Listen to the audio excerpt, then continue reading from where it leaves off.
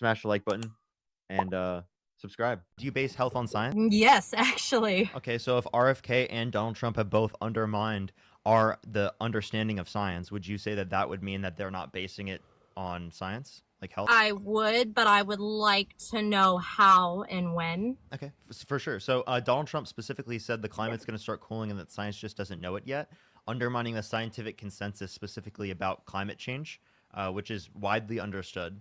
There are climate models projecting this, given by the like international climate agencies, specifically of literally scientists that come together, right, that formed a consensus specifically about what's going on. So that's one thing. Two, RFK specifically has said that vaccines cause autism, which is something that's been debunked for decades, right? There are actually resources in my bio if you'd like to look at that specifically that debunk that very point. Yeah, hopefully we don't have to convince you that vaccines don't cause autism, right, Mia? Sorry. Okay, so I've recently been looking into this. I'm not going to pretend I know anything science. That's not my thing. But I've just been looking into it recently, and from what I've been looking at and studies show is when they were bringing vaccines into the younger generation, they were bringing it in and basically fast pacing how many vaccines we give our children. And at that same time, we saw an increase in autism rates in young children, right? Yes, exactly. Oh, wow, are you ready? Are you ready for it? I could tell you exactly why we see that correlation. Okay. What is the larger motivation that led to the idea that we need to focus more on the health, or that we need to start vaccinating our young children? I can tell you specifically with one of the, I think the HPV vaccine specifically, they were targeting gay people, and then they were not coming and getting these vaccines, so they brought it into the pediatric area, and that's when they started pushing it. They're saying it's going to, what's the word I'm looking for? It's going to prevent cancer, it's going to prevent this, it's going to prevent that, but in reality they weren't even testing for that in that age gap. This is definitely not the response I was expecting. Hey man, I was gonna say that our doctors started focusing more on vaccinations for our children because we were just more health conscious of our youth and how health ailments when young can infect the quality of one's life in the future.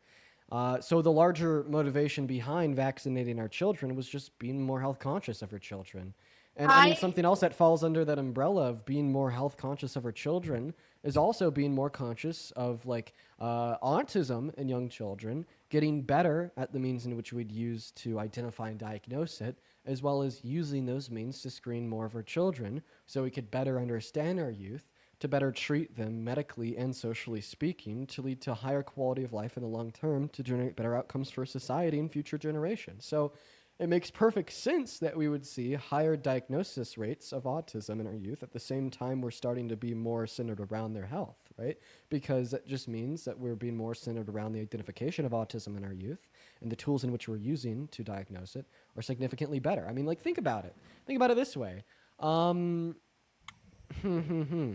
don't know. Let's say... I feel like at this point, there is a lot of over-diagnosing in the medical field. I work in the medical field, not a lot. I'm not very deep into it. I just want to let you know there's a lot of underdiagnosis, okay? Like, for example... I feel like there, for specific things, yes, I do agree with that. Can I give an example? Like, for example, Yes. like, throughout the entirety of my mom's life, she had no clue that she had anxiety. She was used to the feeling, and she had no clue that it was applicable to her because she was so used to the feeling and used to the coping of it. That later in her life, when she figured out that she did actually have anxiety because she went to therapy and went to talk to people about it, she actually started taking medication for it, and it got significantly better. Right? In that circumstance, then she was able to be like, "Whoa, I actually have anxiety. Now I know what anxiety is, and I'm able to accurately identify that." Before she had any of that information, she would not have been able to identify that, and she just thought she was living normal life, and that's how it was to be like normal, right? That she thought that level of anxiety was not like normal. I want to add on here. I want to add before you speak, Mia. I'm sorry. Yes, no, of course. So to kind of build off of what Parker just told us, there's a lot of underdiagnosis on different conditions as it relates to women specifically. I do. Medical sexism is incredibly, incredibly, incredibly real. I mean, we know more about male pattern baldness and how to fix and remedy it than we do of 99% of Oh. health-related issues that are exclusive to women. Okay, 100%. and please let me finish, Mia. And the reason why I say this, and I mean, hey, you're a woman. You've probably experienced this in your own life alongside many other women watching. You go to the doctor with just about damn near anything. Well, what's the first question? Can you pee in this cup for me so I could see if you're pregnant? Okay, You know what I mean? Yes, but pregnancy. Oh, okay. A lot of people come into my office specifically, don't know they're pregnant, and it is a shock to them. So that is not normal thing. But my concern is more with children. In my personal opinion, I feel like there's an overdiagnosis in ADHD and not autism, but more severe autism, like that. Completely understand. Can I ask you a question? Are you qualified to make a determination of whether or not someone's has anxiety, has depression, has any sort of situation going on Yeah. mentally? What are your qualifications? Do you have No. any? Do you have any qualifications? Yeah. Did No, you go and to? I'm not No. saying- you have a 4 years? If you don't have the Wait, qualifications, can then we actually just talk about her qualifications real quick? We don't need to do that. Did you get a 4-year degree? No, and I said I'm not that deep into the medical field. I'm so sorry. I'm so sorry. I'm so sorry. I'm so sorry. If so, you don't have an undergrad degree in anything related to medicine, chemistry, or biology. You didn't go What to does medical that school. have to do with having an opinion about? You just simply can't hold the opinion that we overdiagnose these things, in which it takes a medical degree and like 10 years of schooling to determine if these things actually exist. There's really high standards for being a medical professional for like very good reason. And I know these things because my sister is going through them. She wants to be a doctor. She got an undergrad degree. It took her 4 years. It was a very treacherous process in like organic chemistry or biology or something. It was insane. I don't know. She's much better than me at school. She had to learn so much. It was absolutely ridiculous. And then it took her like 2 years to get accepted in a medical school. In fact, she may even still be going through that because of like how hard the MCAT is just to get into medical school. And then once you're in medical school, then you got to spend like another 4, 6, or 8 years just to learn what is required to be a licensed health practitioner. And then once you get that licensing, and then you go out into the career field, it's not like you just hop, skip, and a beat. Next thing you know, you're a brain surgeon in 6 months. You have to work your way up through the corporate ladder for good reason, which is so that you have sufficient field experience and know-how on your feet to be able to apply the things that you learned in school into the real world around you. So, I mean, unless that we see a consensus of these medical health practitioners with the degree, with the schooling, with the experiment, coming to the consensus of what you're saying is right. Well, I mean, listening to Mia on a TikTok live that doesn't even have an undergrad degree in anything related to medicine, I just have no reason to believe you. I have absolutely no reason to believe you when you say that there's an overdiagnosis of autism, of ADHD, unless you could give me good reason to believe it. But the likelihood that you could give us good reason to believe it with no qualifications is just incredibly low. And this is just an example of anti-intellectualism. And when we let this anti-intellectualism run rampant, well, I mean, what does it cause? We saw that the Soviet Union under Stalin had fired all of their state scientists with the credentials, the qualifications, the education, the know-how, the practical application, and they replaced them with people kind of like you that just thought that they knew what they were talking about, not because of an education or practical or practical know-how, but rather just because of like various conspiracy theories that they don't have evidence to justify, and that led to a widespread crop death that caused a famine that killed millions of people. Okay, am I muted or not? No? Okay.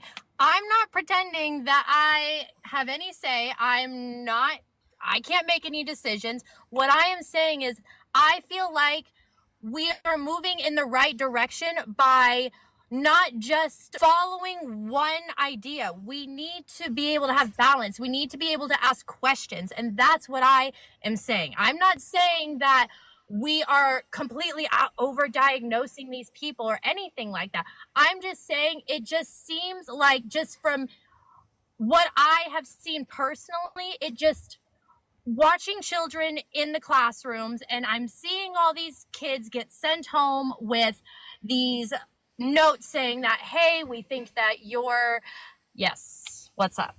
You have a question.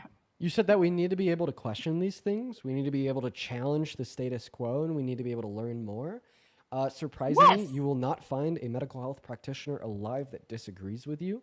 The very best and most reliable methodology of quote unquote asking questions that humans have at our disposal is objective forms of research, the applicability of the scientific method through peer reviewed and critiqued research. But there And is it is that peer- objective scientific method. It is that peer reviewed and critiqued research that asks the questions and challenges the status quo.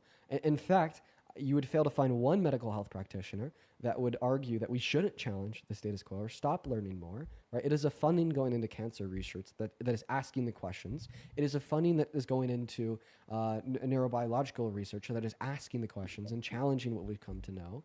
Okay. Okay. Let's. I think if you truly believed in the idea that we No, need to I ask do, because questions, I just well, then you think- would trust the science, you would trust the professionals, you would trust these reputable there are institutions because professionals they are saying the this. ones that There are are asking those professionals questions saying in the this. most reliable way we know how to. But there are professionals saying this. There are professionals saying that we are overdiagnosing them. We are looking at them when they are too young. Their brain hasn't developed. We shouldn't be medicating these children. Okay, give me a when they're peer-reviewed not research developed. paper. Give me a handful of peer-reviewed Yes, research papers let me that act in accordance pull with it. that act in accordance with the scientific method, in which demonstrate that it is the case that vaccines cause autism. I And didn't say by that. the way, I said just the existence of people who have been misdiagnosed is not evidence of an overdiagnosis problem, right? Like And then also, that's always going to happen. Sorry. and then I also mean, a RFK literally said not to take medical. I'm not saying that's where it's coming from. I'm just, there is stuff that he does that I appreciate. I appreciate him getting all of these dyes and these cancerous chemicals out of our foods. Like, You know, like Name one actually- of them. Red voting?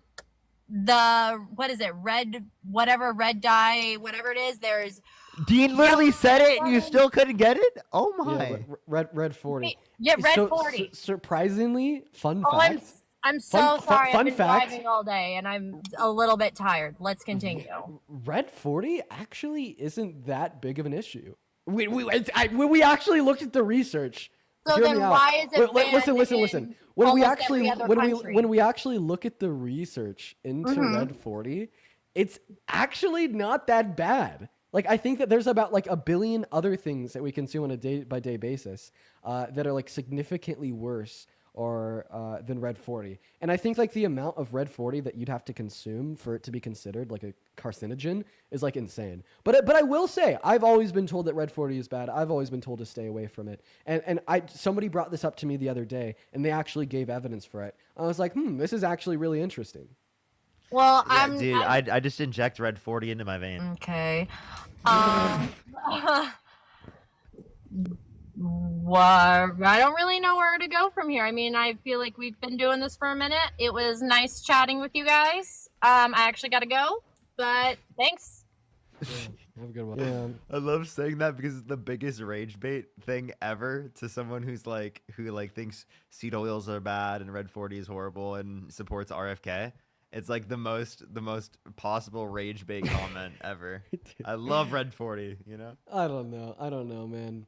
My mom hates Red 40, so I've always been told it's bad. And you know, I get it. Like super like crazy diets like that can't be good for you.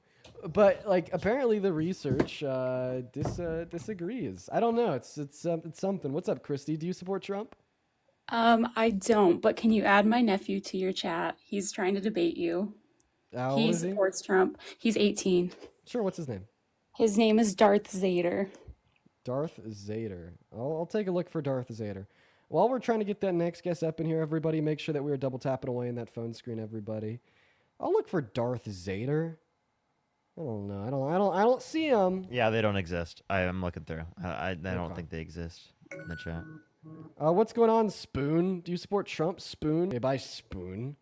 Let's go to get that next guest up here, Parker. If you want to help me out, that'd be great. I am. In the meantime, let's see here. Destiny, thank you for the $10 over on Venmo, saying, my family and I want to travel to Mexico. I also wanted to take this time and tell you that we love you and support you from Maryland. I appreciate you for that love, Destiny. Yeah, I mean, I think that you should be good. You know, just be vigilant. But I appreciate you for the $10, Destiny.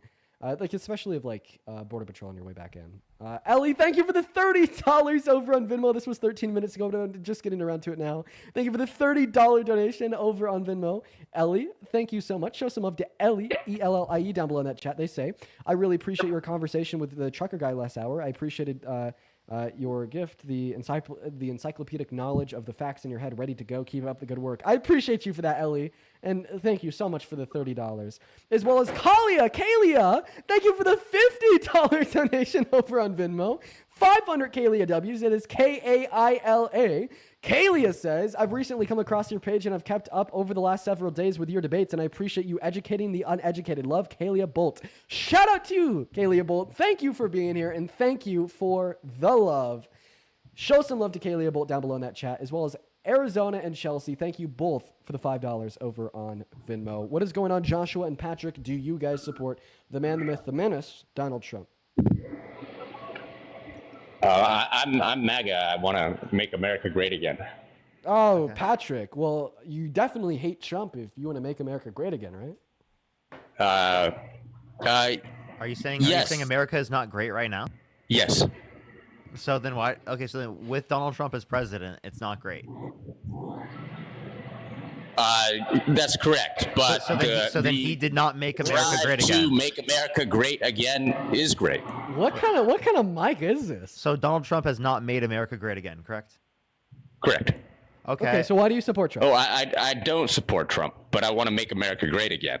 So I'm MAGA, but I don't support. I don't know, wasting our goddamn time.